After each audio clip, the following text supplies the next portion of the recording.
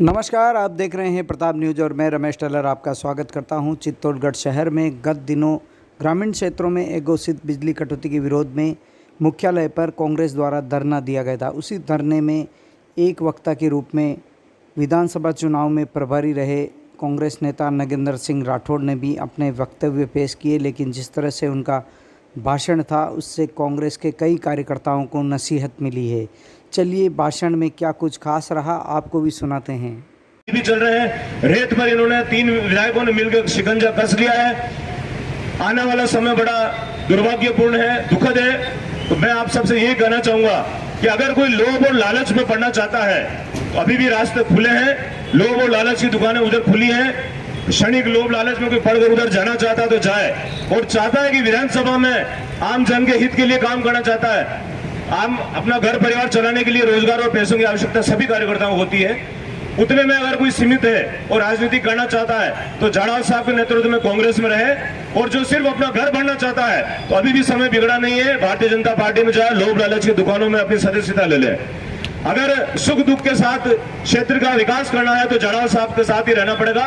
रूखी सूखी खाकर, जिस तरह से महाराणा प्रताप ने रूखी सूखी खाकर आन बान शान की लड़ाई लड़ी थी, अगर वही लड़ाई आप लड़ना चाहते हैं तो जाड़ाव साहब के साथ रहे, कंधे से कंधा मिलाकर, अन्यथा रास्ते सारे खुले हैं। अभी कई तरह के प्रलोभन हमारे नेताओं के बीच में आने लग गए हैं, जाने लग गए हैं। कुछ स्वतः नाराज है, कुछ को नाराज किया जा रहा है या बताया जा रहा है। लेकिन मैं यहाँ कहना चाहूंगा कि अगर पिता कमजोर हो जाए तो भी पिता पिता ही रहेगा, उसको छोड़ा नहीं जा सकता है। जाड़ाव साहब तो अभी इतने कमजोर नहीं है कि उनको छोड़ने की हम कल्पना भी नहीं कर सकते हैं। अगर कांग्रेस में राजनीति करनी, किसी डॉक्टर ने पर्ची पर लिखकर नहीं दिया कि आपको राजनीति करनी है, अगर राजनीति करनी है कांग्रेस में अगर राजनीति करनी है तो जाड़ाव साहब के साथ करनी है और जाड़ाव साहब के साथ ही खत्म करनी है। अगर इस सब के लिए आप तैयार हैं तो अगली बार इससे अधिक संख्या में हम लोग यहाँ उपस्थित हो, अपनी संख्या बल दिखाएं। आपकी संख्या बल आदरणीय जाड़ाव साहब को प्रदेश से लेकर केंद्र तक संगठन में मजबूत करेगा, गहलोत साहब को मजबूत करेगा। साथियों, एक बात और कहना चाहूंगा कि पिछले 10 साल में 10-15 साल पूर्व जब राहुल गांधी जी राजनीति में सक्रिय हुए तो भारतीय जनता पार्टी को लगा कि ये युवा नेता उसकी जो सत्ता जैसे जैसे करके धर्म के नाम पर स्थापित हुई उसको डगमगा देगा, तो एक सोशल मीडिया पर पप्पू घोषित कर दिया, उनको मूर्ख घोषित करने में कोई कमी नहीं छोड़ी।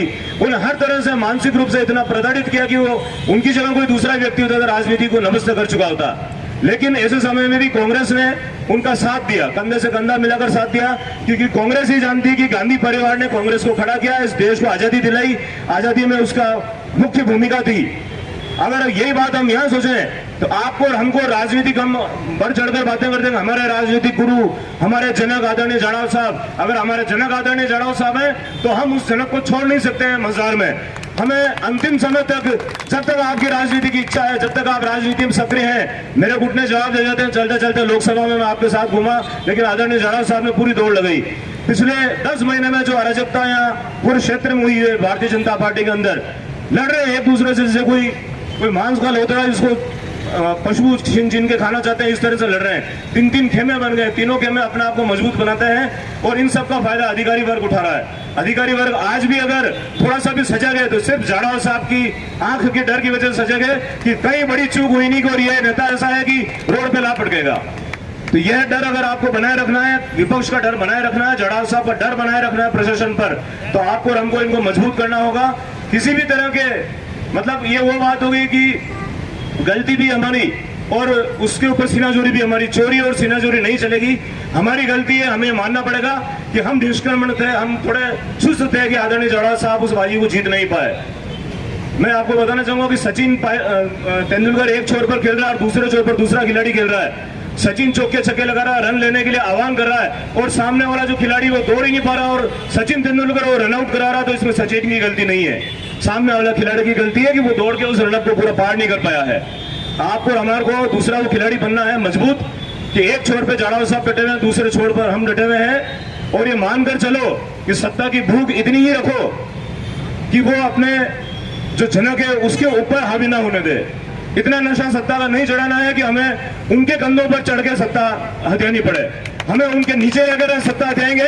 सभी को बारी बारी से जाड़ाव साहब ने हमें जवाब दिया है, कभी भी उन्होंने इस चीज से विमुख नहीं किया। मैं एक उदाहरण दूंगा कि मैं जब छात्र राजनीति में था, मैंने एनएसयू का जिलाध्यक्ष बनना चाहा, लेकिन उससे पूर्व 1-2 चुनाव में हम ढंग से काम नहीं कर पाए।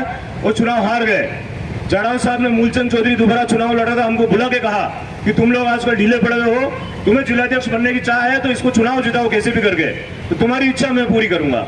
और हमने पूरा दमखम से मूलचंद चौधरी को दूसरा चुनाव जिताया। उसके बाद जाड़ाव साहब ने मेरे एनएसयू जिलाध्यक्ष की लड़ाई आखिरी समय तक लड़ी।